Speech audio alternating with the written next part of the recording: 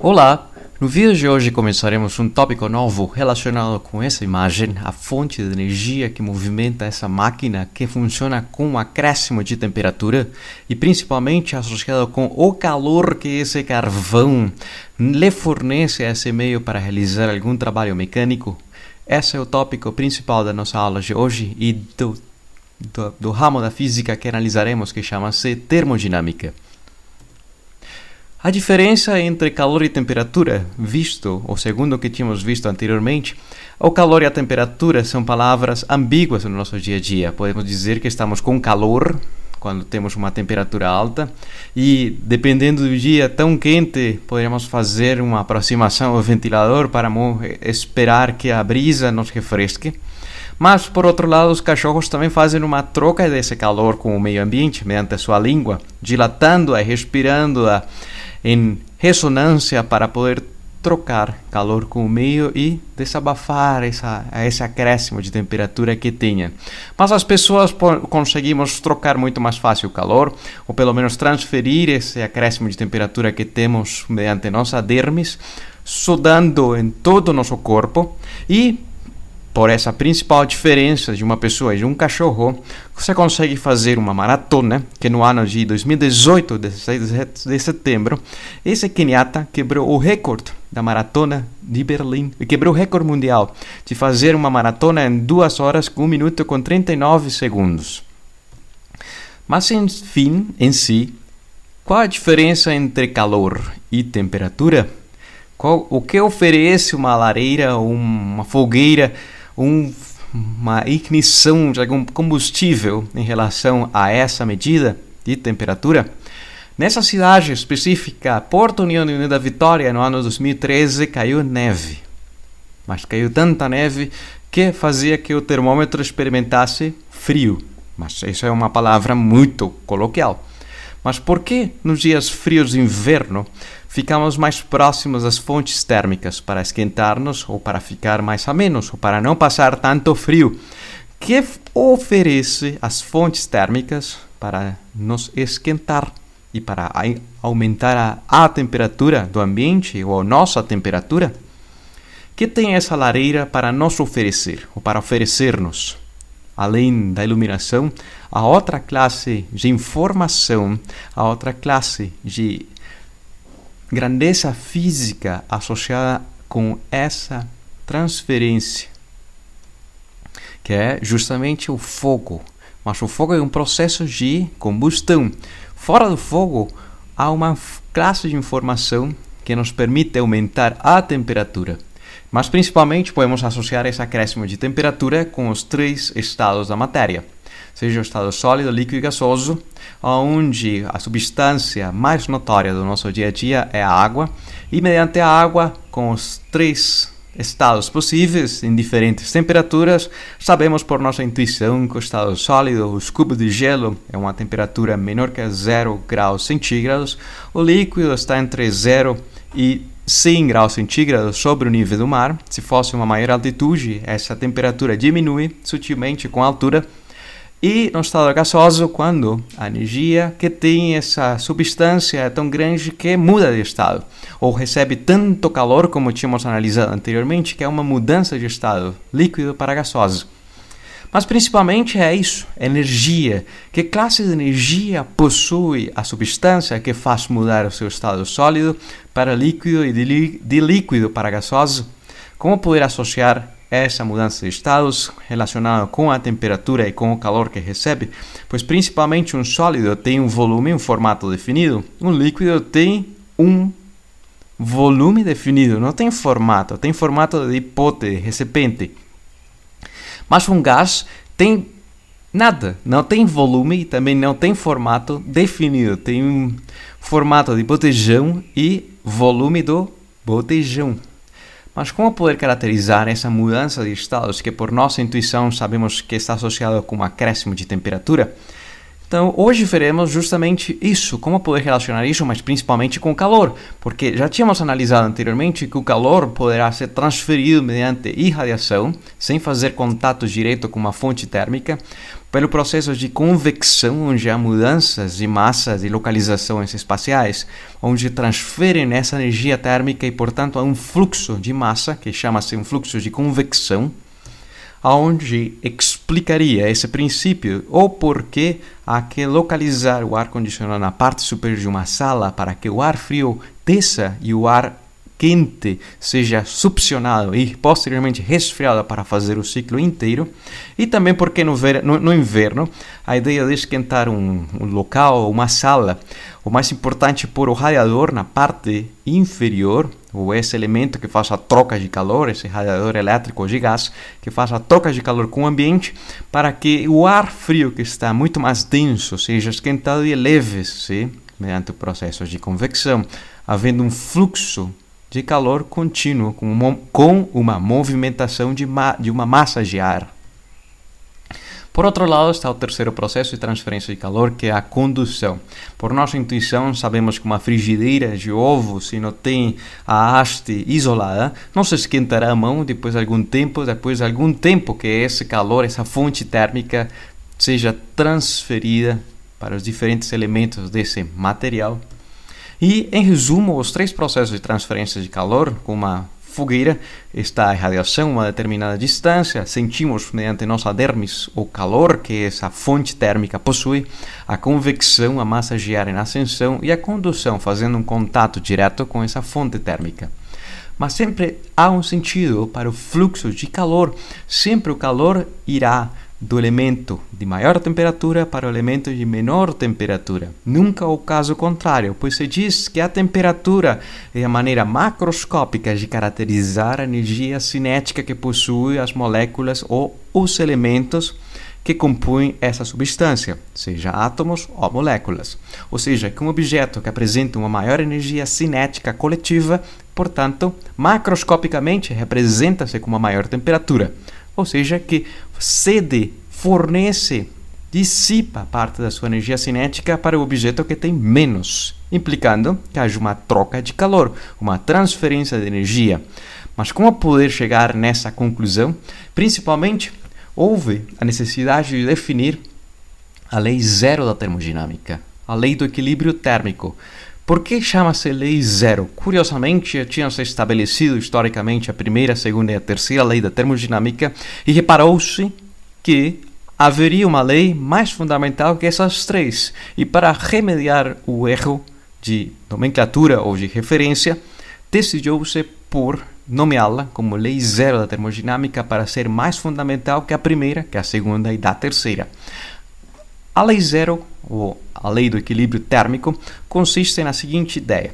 Supondo que existem três sistemas termodinâmicos, três blocos com temperaturas diferentes, e observa-se que o sistema A com o C e o sistema B com o C estão isolados termicamente, mas o sistema A e B poderão apresentar uma transferência de calor mediante esse elemento condutor.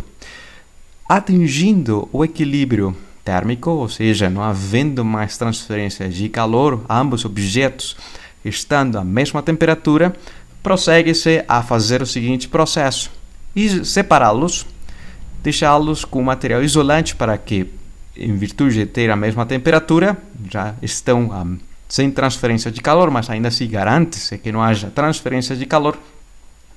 E posteriormente observa-se um contato direto entre o sistema A com C e o sistema B com C. Mas, se nessa configuração não há transferência de calor do sistema A com C, implica que o sistema B com C também não tenha transferência de calor e, portanto, estejam os três sistemas em equilíbrio térmico. Vamos verlo de outra forma. Vamos supor que o sistema A esteja fazendo contato térmico com o sistema B e não haja transferência de calor. Portanto, ambos estão na temperatura de equilíbrio, ambos têm a mesma temperatura. Posteriormente, o sistema B faz contato térmico com o sistema C e ambos têm a mesma temperatura, não apresentando transferência de calor. Portanto, conclui-se que o sistema A e C, sem fazer contato direto entre esses dois sistemas, estarão apresentando um equilíbrio térmico. Isso que significa a lei zero da termodinâmica, a lei mais fundamental para caracterizar o conceito de equilíbrio térmico, quando não há transferência de calor, quando os objetos apresentam a mesma temperatura. Que é justamente o que mostra-se nessa imagem. Dois objetos, A e B.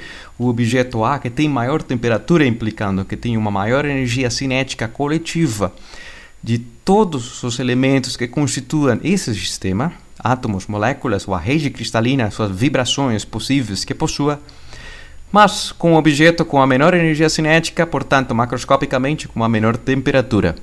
Quando se faz um contato térmico, haverá um fluxo instantâneo de calor do objeto de maior temperatura para o que tem menor temperatura, até que ambos atinjam uma temperatura de equilíbrio, uma temperatura intermediária entre a máxima e a mínima, dependendo principalmente da quantidade de massa do objeto A e do objeto B. Será uma temperatura ponderada pelas suas massas, mas nesse caso, uma temperatura de equilíbrio intermédia entre essas duas. Temperatura e calor. Tínhamos feito uma relação direta entre temperatura e calor, e para aquilo imaginemos, de novo, um cubo de gelo a uma temperatura menor que 0 graus centígrados e está sobre um meio ainda mais frio que a temperatura do próprio cubo de gelo. Se está ainda mais frio o meio que o cubo de gelo, haverá um calor cedido por parte do cubo, saindo do cubo para o meio. Portanto, poder-se fazer esse processo mediante uma condução, mediante uma convecção ou mediante uma irradiação, de tal forma que essa quantidade de calor saia do próprio cubo, resfriando-o ainda mais, implicando que esse calor que sai define-se como sendo negativo, menor que zero. E havendo uma mudança de temperatura negativa, um resfriamento, o cubo que antes estava, num caso específico, a menos 3 graus centígrados, agora estará a uma temperatura de menos 40 graus centígrados. Houve uma mudança de temperatura negativa, resfriou-se o cubo de gelo. Por outro lado, se fosse o mesmo cubo de gelo, uma temperatura menor que zero, e está sobre um meio de uma maior temperatura, haverá um fluxo de calor através de alguns desses 3 processos de transferência de calor, de tal forma que o cubo de gelo receba calor, ou seja, uma energia que entra ao sistema, cedida para o sistema, e como consequência desse acréscimo, ou como consequência dessa transferência de calor, haverá um acréscimo de temperatura, implicando que o gelo aumenta sua temperatura e, dependendo da quantidade de calor, possa mudar de estado da matéria, do sólido para líquido, e dependendo da energia, o calor que receba poderá transformar-se em gasoso. Mas o importante do dia de hoje é que o calor é uma energia térmica necessária para aumentar ou diminuir a temperatura das substâncias. E o calor é uma energia, mas como chega a ser essa conclusão? Basicamente, houve um experimento proposto por James Prescott Joule no ano de 1800, no século XIX, principalmente para caracterizar o que seria o calor. Como poder determinar que classe de energia é o calor e é uma energia? Nessas conclusões chegou-se mediante esse experimento, um experimento onde esquentava-se uma massa de água mediante uma transferência de energia mecânica para a água, onde a energia mecânica estava associada com a descida desses blocos, ao trabalho realizado sobre os blocos pela força-peso, descendo-os a velocidade constante, mas ao mesmo tempo mexendo essa água e observando, depois de várias repetições, um acréscimo de temperatura.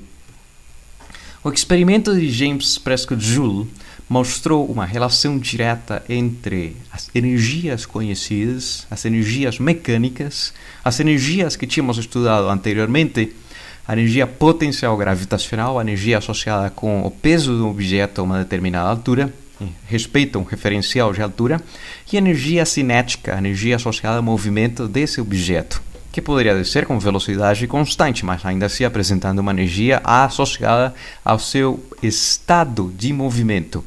O meio da massa vezes a velocidade ao quadrado, ou seja, o módulo da velocidade ao quadrado. Não tem importância se está subindo, descendo, saindo ou entrando. O importante é quão rápido desloca-se esse objeto de massa m.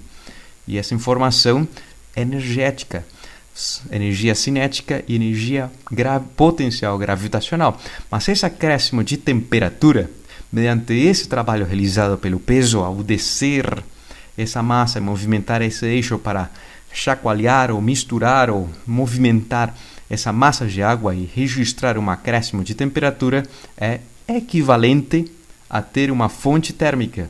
Mas como é que se consegue aumentar a temperatura mediante uma mexida mecânica e equivalente a uma fonte térmica mediante esse fogo? Onde que está a equivalência? A equivalência está relacionada com, basicamente, a definição da unidade de calor, a caloria, que no século XIX James Prescott Joule estabeleceu que a caloria, ou simplesmente simbolizada como cal, é o trabalho necessário para elevar a temperatura de 1 grama de água de 14,5 graus Celsius até 15,5 graus Celsius, mostrando essa equivalência, ou pelo menos uma unidade para quantificar a energia necessária para que exista um acréscimo de temperatura. E sendo essa energia necessária, qual é a fonte dessa energia necessária desse experimento?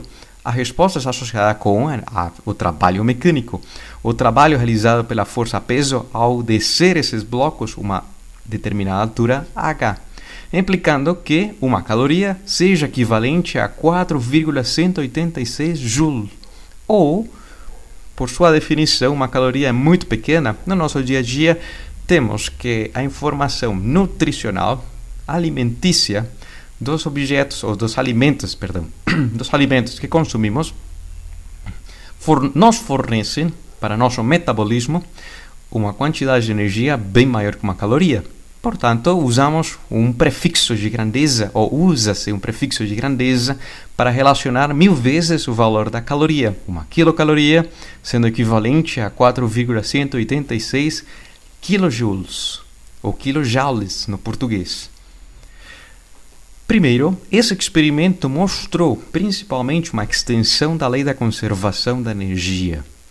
Se a energia mecânica conserva-se, está manifestada no acréscimo de temperatura registrada por esse termômetro. E segundo, que o trabalho realizado sobre o sistema está diretamente relacionado com o acréscimo de temperatura. Mas o mais correto será dizer que o acréscimo de temperatura dessa massa de água está diretamente relacionada com a quantidade de trabalho mecânico realizado para descer essas massas que foi transferido para essa massa de água. E por último, concluindo que o calor é uma transferência de energia térmica, ou seja, que o calor mediante esse experimento foi classificado como uma energia associada à transferência de energia térmica, que faz com que os objetos resultem mais quentes, segundo a nossa concepção diária, mas faz com que os objetos aumentem a sua temperatura. Ou seja, que o calor é uma transferência de energia térmica. O calor, e podemos analisá-la bem melhor mediante o conceito de trabalho. O trabalho mecânico, o trabalho em física, está associado com o seguinte processo. Há um objeto de massa determinada, massa m, e sobre si age uma força F. Uma força onde há uma componente que faz com que esse objeto mude o seu estado de movimento após um deslocamento D, fazendo-o que atinja uma rapidez maior, implicando que a sua velocidade final seja na mesma direção, mas com um módulo maior, ou seja, mais rápido o seu movimento.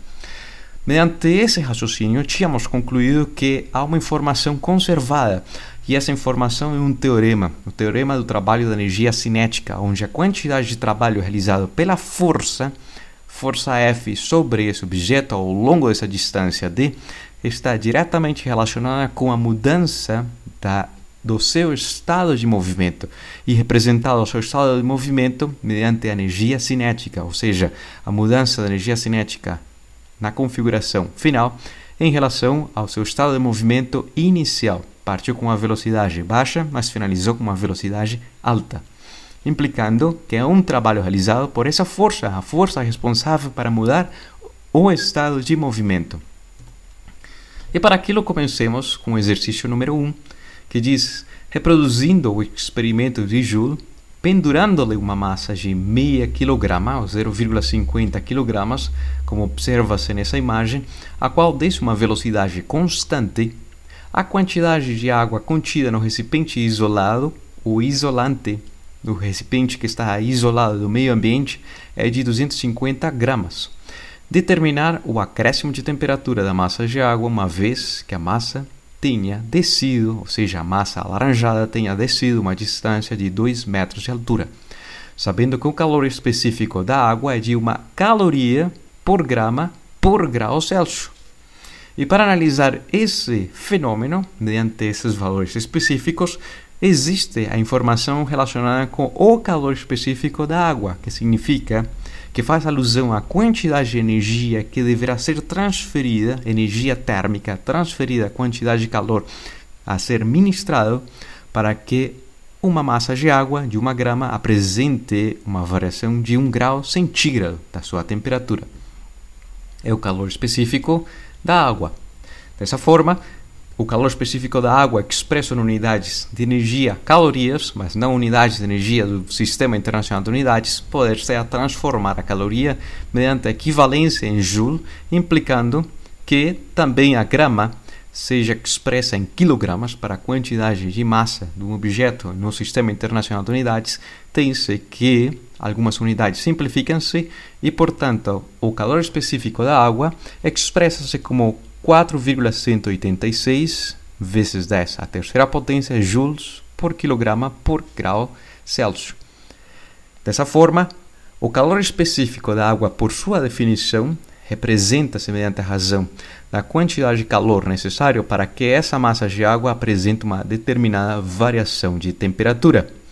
Mas conhecendo o calor realizado ou o calor mediante a equivalência mecânica do calor, que está principalmente associada com o trabalho realizado pela força-peso ao longo dessa distância desse objeto cair, ou seja, uma variação da energia potencial gravitacional, será a quantidade de calor que foi transferido para essa massa de água. É o que principalmente mostra o experimento, a equivalência do calor com a energia mecânica, ou a equivalência mecânica do calor. Dessa forma, isolando a variação de temperatura da equivalência anterior, poder-se mostrar que a variação de temperatura dependerá da quantidade de trabalho realizado, da massa de água e do calor específico da água, implicando que seja mediante a substituição de todas as grandezas físicas que a água tenha mudado uma informação, um valor de temperatura muito pequeno, 9,4 vezes 10 a potência menos 3 graus Celsius, ou 9 milésimas de grau, quase 10 milésimas de grau Celsius. Muito pouco, mas ainda assim aumentou a sua temperatura. Aumentou a sua temperatura como consequência de um trabalho mecânico realizado sobre essa massa e mostrando-nos a equivalência mecânica do calor com base a esse trabalho realizado. Como aumentar a temperatura de um gás? Bom, principalmente a temperatura de um gás, a temperatura se diz que é uma grandeza física macroscópica que representa todas as energias associadas ao movimento do gás, seja energia cinética no deslocamento ou na translação, se fosse um gás monoatômico, e, portanto, se diz que a baixa temperatura será um gás que se mexe bem pouco, ou que tem uma energia cinética coletiva bem baixa, uma movimentação coletiva desses átomos que pertencem a esse gás bem pequena, ou uma rapidez meia bem baixa em relação a um acréscimo de temperatura que mostra uma energia cinética maior, com uma maior rapidez do seu deslocamento dos elementos que constituem esse gás monoatômico. Mas dessa forma, seria como aumentar a temperatura, como fazer que esses átomos se mexam com uma maior velocidade, uma maior rapidez coletiva. Poderia ser com uma fonte térmica, como esperamos nossa experimentação, como é de ser esperado mediante a nossa experimentação diária. Alguém tem uma panela vazia, põe no fogo, fecha a panela e observa, mediante um termômetro, mesura que o gás contido ficará a uma maior temperatura. Mas há outra forma de aumentar a temperatura de um gás. E essa é um pouco alheia do nosso dia a dia, mas está presente quando desejamos encher os pneumáticos das bicicletas ou dos veículos.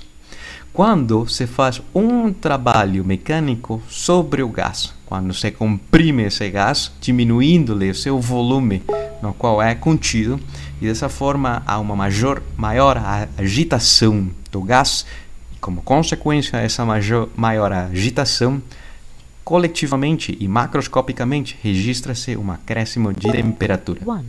Dessa forma, há uma equivalência entre um acréscimo de temperatura mediante um fogo ou um acréscimo de temperatura mediante uma quantidade de trabalho realizado sobre o gás, ambos sendo equivalentes.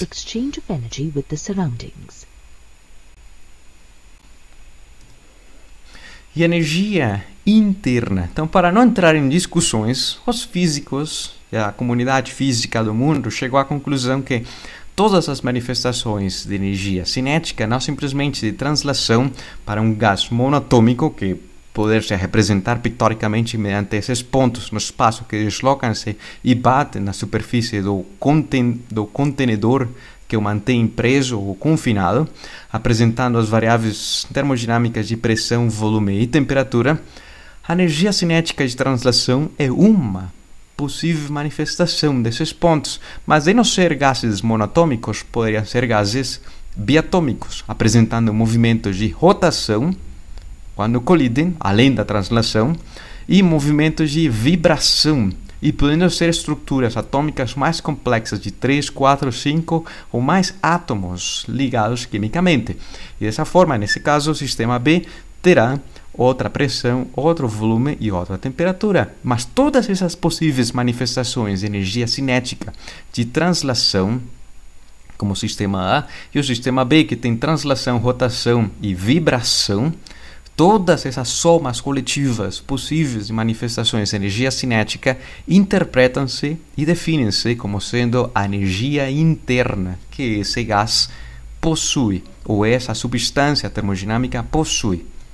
Ou seja, que o estado do gás caracterizado pela energia interna, e representa essa energia interna mediante a letra U, que faz a alusão à energia potencial, mas U interna, a uma manifestação coletiva de todas as energias cinéticas que se expressa como sendo energia interna proporcional à temperatura. Quanto maior seja a temperatura, mais rapidez terá o deslocamento do gás monatômico, biatômico, maior vibração dessas moléculas e, portanto, uma maior energia interna. Tínhamos estudado anteriormente a lei dos gases ideais, onde há uma equivalência entre essas variáveis termodinâmicas, pressão, volume e temperatura, em relação à quantidade de matéria, ao número de mols e à constante dos gases ideais, onde a razão entre as três grandezas termodinâmicas será equivalente a uma constante dos gases ideais vezes a constante da quantidade de matéria, sempre quando não haja vazamento ou perda de gás. E com base nessa constante, poder-se definir uma mudança de estados entre os gases. Na configuração inicial, com uma pressão, uma temperatura e um volume inicial, mudando para ou mediante algum processo termodinâmico, mudando as suas grandezas termodinâmicas de pressão, volume e temperatura posterior, representadas pelo subíndice 1, para mostrar a diferença do estado inicial. Mudando as três ao mesmo tempo, mas sendo a mesma quantia de gás, sendo o mesmo número de mols de gás, tem-se que a razão entre essas três grandezas termodinâmicas serão equivalentes a uma constante.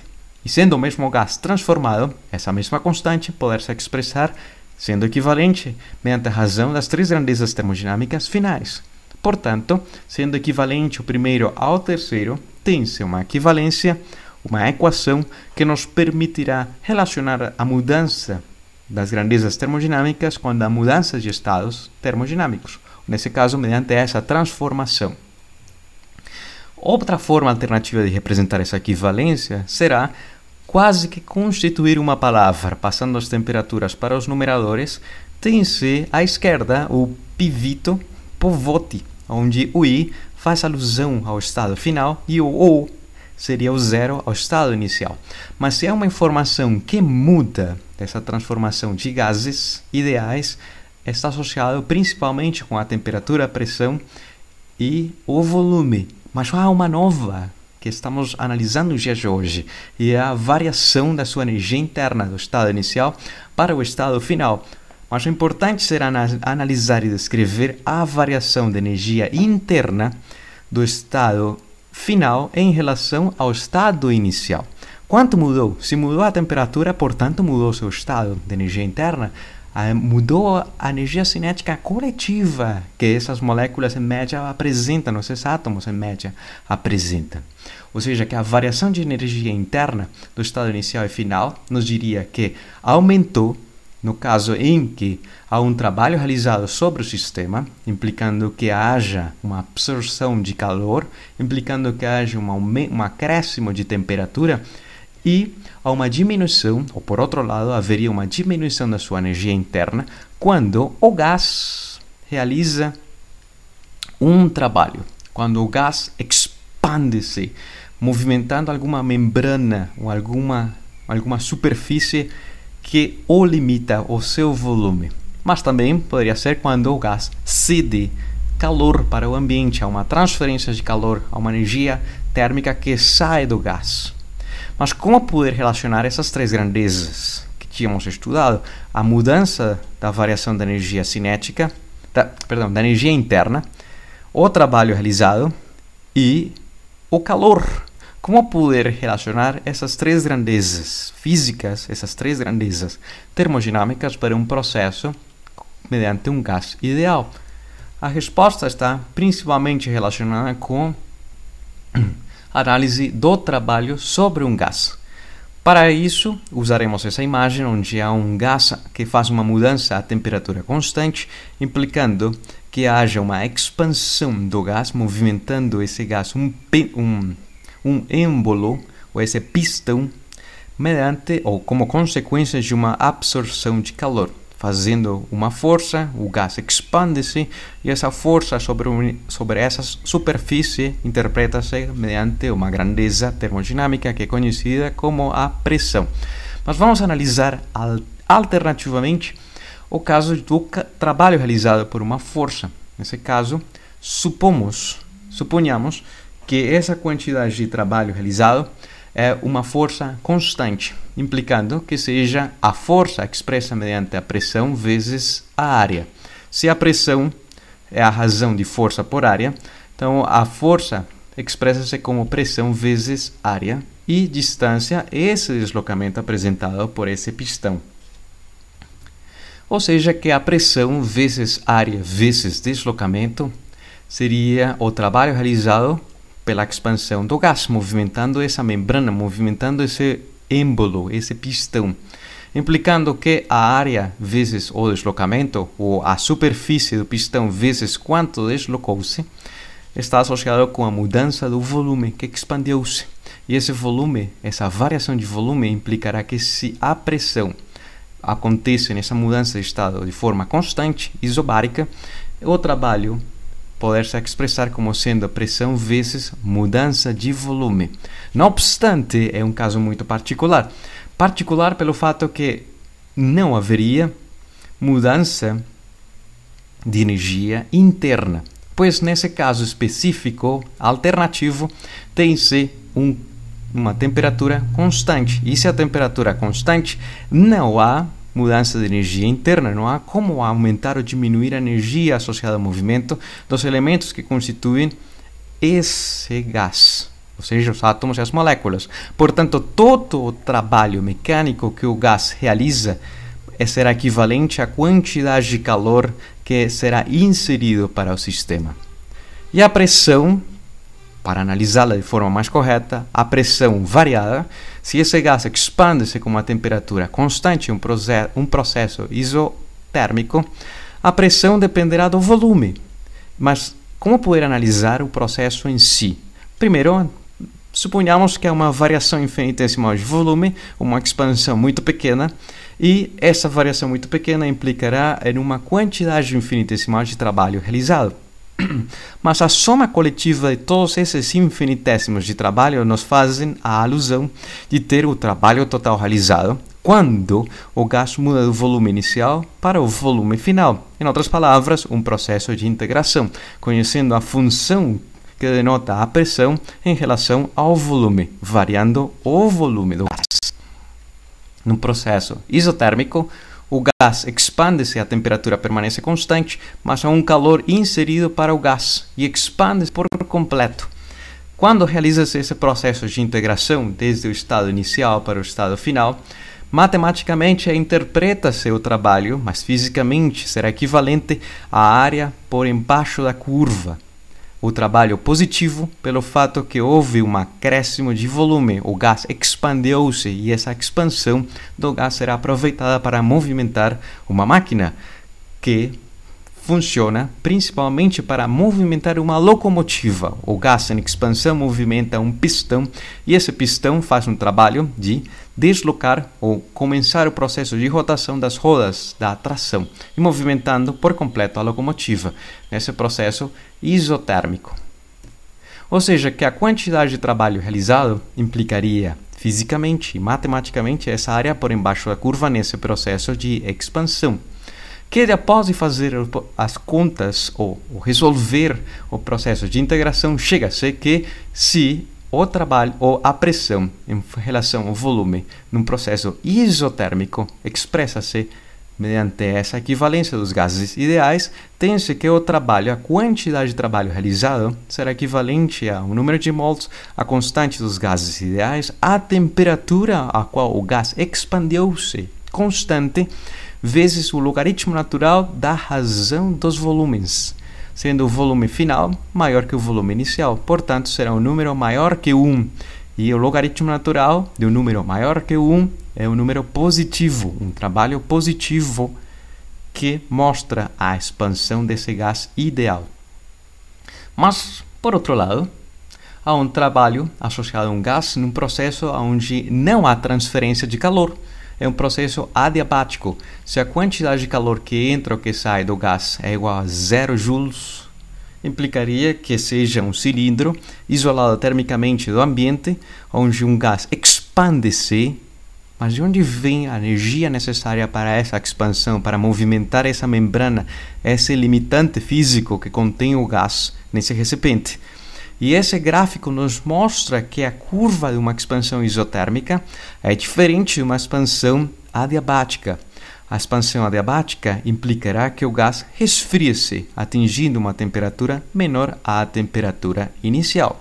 E se o gás resfria-se, então pagará o preço da sua expansão, resfriando-se, mas parte da sua energia será transferida em trabalho mecânico. O gás diminui de temperatura, mas ao mesmo tempo implicarei que haverá uma diminuição da sua energia interna, um resfriamento do gás, implicando diretamente, sem haver mudança de calor, ou recepção ou cedida de calor, que essa mudança de energia interna está relacionada com uma energia transferida, diminuiu como consequência de uma expansão de movimentar uma membrana, como observa-se nessa parte de cá, e esse trabalho necessário será positivo, mas houve uma diminuição da sua energia interna, mas será equivalente ao negativo dessa diminuição negativa, implicando que o trabalho é positivo. O gás expandiu-se, pagando o preço de diminuir a sua energia interna, ou seja, que a energia interna associada a todas as possíveis manifestações de energia cinética fazem com que o gás se resfrie, diminua a sua energia interna, diminua a sua temperatura, mas realize um trabalho sobre as vizinhanças, sobre alguma membrana física. Como é o caso de uma expansão adiabática. Diminui a sua temperatura, mas há um acréscimo de volume, movimentando essa membrana. Como relacionar essas três grandezas termodinâmicas? A resposta está mediante a primeira lei da termodinâmica, implicando que a mudança de energia interna será proporcional à quantidade de calor que entre, mas a mudança de energia interna será proporcional ao negativo do trabalho realizado pelo gás. Mas há que analisar essa equivalência mediante a lei da conservação da energia. Nesse caso, o trabalho e o calor são energias. E o calor tem a sua equivalência mecânica ao movimentar alguma membrana. Mas um gás poderia fazer um trabalho sem fazer trocas de calor, diminuindo a sua energia interna. Ou um gás poderia fazer um trabalho realizado quando há uma transformação de expansão sem mudança de temperatura, sem mudança de energia interna. Quando todo o calor que lhe entra ao gás transforma-se em trabalho realizado. Mas para interpretar principalmente essa primeira lei da termodinâmica, há que estabelecer certos sinais. O calor absorvido pela substância será positiva, o calor cedido pela substância será negativa, sai essa energia da substância. O trabalho feito sobre o sistema significa que alguém ou alguma máquina teve que esmagar esse gás, comprimindo-o. Um trabalho realizado para fazer uma diminuição do seu volume, implicando que seja negativo, alguém pagou o preço, e positivo, quando o próprio gás expande-se, quando o gás realiza o trabalho feito pelo sistema termodinâmico. E por último, analisaremos esse exercício número 2, que diz que um gás ideal apresenta uma mudança de estado segundo o diagrama de pressão e volume, no qual sua temperatura absoluta no estado 1 é 1/4 da que tinha no estado inicial. Estava inicialmente nesse estado termodinâmico uma pressão e um volume determinado e resfriou-se até uma temperatura 1/4 do valor inicial. Determinar o trabalho realizado sobre o sistema, sobre o gás, pois o gás diminuiu de volume a uma pressão constante, ou seja, um processo isobárico, mas diminuiu o seu volume. Qual será a quantidade de trabalho realizado sobre o gás para comprimi-lo? Principalmente analisaremos um processo isobárico, ou seja, uma transformação de tal forma que a pressão final seja equivalente à pressão inicial e, portanto, simplificam-se da equivalência e nos permitirá expressar o volume final em relação à temperatura final e à temperatura inicial. E tendo presente o volume inicial de meio litro, mas principalmente se diz que a temperatura final será o meio da temperatura inicial, qualquer valor que seja, ou seja, a temperatura final T² em relação a T, implicando que o volume final em litros seja 0,125 litros ou 125 mililitros. Mas a mudança de volume principalmente foi negativa, pois diminuiu o seu volume, implicando que seja 0,375 a sua diminuição, mas para transformá-las em metros cúbicos, sabemos que 1000 litros são equivalentes a 1 metro cúbico. Dessa forma, expressa-se a mudança de volume em metros cúbicos, uma informação muito pequena, mas negativa, um volume que diminuiu essa quantidade de metros cúbicos muito pequena. Por um lado, a pressão é equivalente a 1,5 atmosferas, onde uma pressão de uma atmosfera é equivalente no Sistema Internacional de Unidades a newtons por metro quadrado, ou seja, expressa como pascais, a 1,013 vezes 10 a potência 5 pascais, implicando que a quantidade de pressão, ou a pressão seja expressa em pascais a 151.950 pascais. Por último, o trabalho será expresso nesse processo de mudanças de estado do gás a pressão constante equivalente a menos 57 joules, ou seja, 57 joules de energia foram necessários para comprimir esse gás e mudar essa quantidade de volume expressa em metros cúbicos. Mas a variação de energia interna será negativa, pois o gás resfriou-se de uma temperatura T para uma temperatura T quartos, ou seja, diminuiu a sua energia interna, diminuiu a sua temperatura.